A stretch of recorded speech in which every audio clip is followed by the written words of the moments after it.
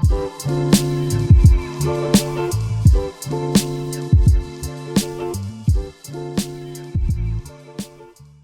I'm ChrisUX. I'm the founder of the Spy Agency here in Atlanta, Georgia, and I want to share a brief story of how a bad design cost me $10,000. And it was so simple, but I didn't understand it at the time. So before I got into UX design, I was a photographer for many years. And I started off in my mid 20s, and I was working full time, and I actually moved from Atlanta to start my business in Jackson, Mississippi, of all places. And one of my first major gigs that me and my business partner scored was to take pictures at Jackson State's homecoming. Now, if you know anything about homecoming at a college, is a very huge deal. And so, Jackson State was no different. And we knew this was a great big money opportunity. And, showing the age, this is before camera phones, anything like that. So people paid to get the pictures taken. And so, I invested money to prepare for this event to capitalize on it. So, so me and my partner, we had our cameras, we had our light set up, we had our printers, we had our ink, we had our paper. Like we had to spend a lot of money up front just so we can be prepared for the scale of these huge amount of people that are going to be at this homecoming. So, so when we got there, we set up at a spot that's very like right from the crowd. We're near the crowd. I want to say no more than 10 feet. So we out the way, but we're also in a position where we can protect ourselves and our equipment because, we deal with a big crowd of people. We've been in situations before, like, people will knock over lights or printers, anything like that, and I didn't have money to replace it. Like, this is all the money I had, right? So, I felt like I had everything mapped out. We had a small crew for that day to handle the crowd, and like I said, we felt like we had more than enough equipment to handle it. So when the day happened, as expected, thousands of people showed up for this homecoming event, but we didn't make any money. Like we only made, I want to say maybe $150. I was expecting to make $10,000 plus. Like I put all my money into it, expecting this big come up, and that was just like very heartbreaking for me. Like that hit hard, and I know this was around the same time I was like depending on that money too, because I knew rent was due soon.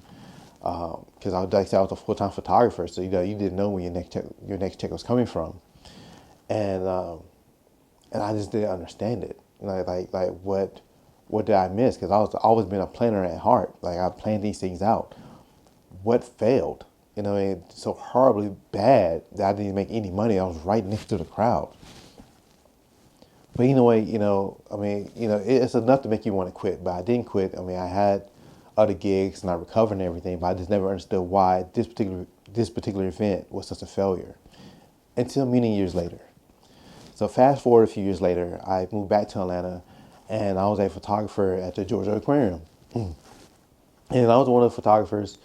I worked in many different areas, but I worked in the interest part a lot, where outside to where if you ever been to a Georgia Aquarium, and I guess a lot of tourist spots are like this, where you're in line and you had to go past a photographer to take a family photo before you go inside, and and I hated that job, but it was so many people. You take pictures of everyone before they go inside.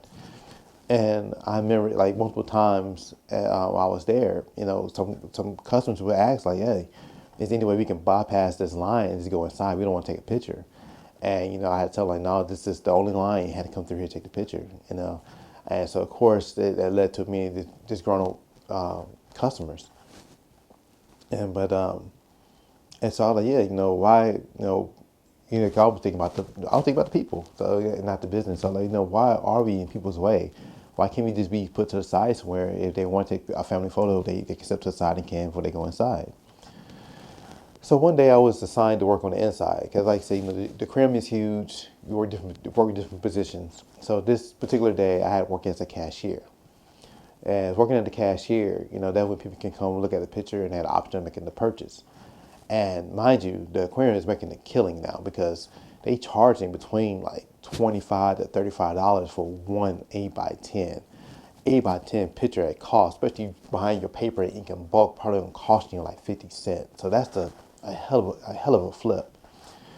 So right then it dawned on me, because let's say, I don't know the exact percentage of people bought their photos, But if you took a picture of everybody went through there, but you only print out the ones. Well, anybody, you only print out a picture that people came to look at it, and after we printed it out, they didn't have to.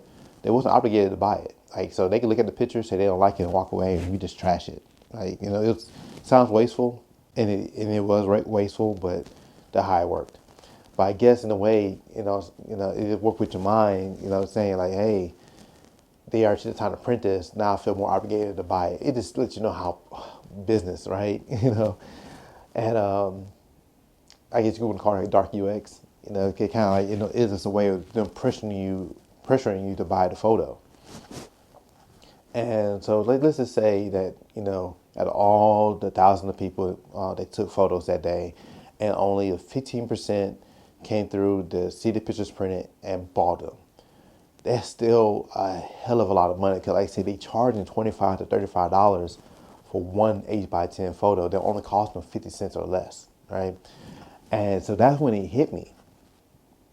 That's why they ain't making money at Jackson State, because I wasn't in their way.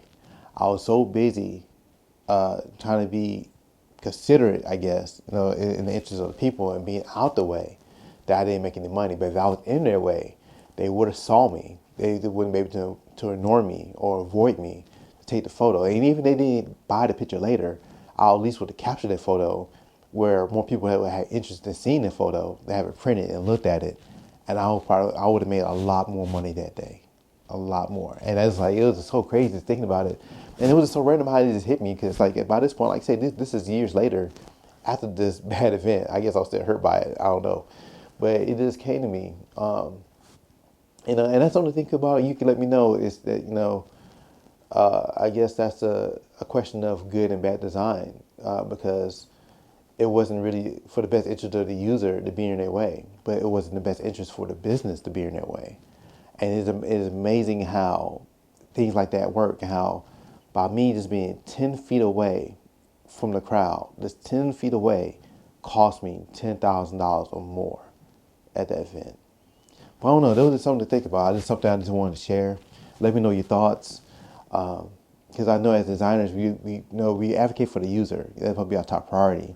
But at the same time, we are hired by a business, and the business is in the business of making money. So it is one of those type of situations. Like, I can't say that's a good or bad thing, but I just thought it was something interesting to think about.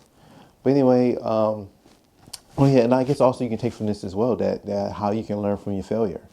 Because not everything goes according to plan. Because sometimes you can plan things out so well, and you really don't know what's the flaws in it until you execute it and see what's really wrong for you to be able to fix it.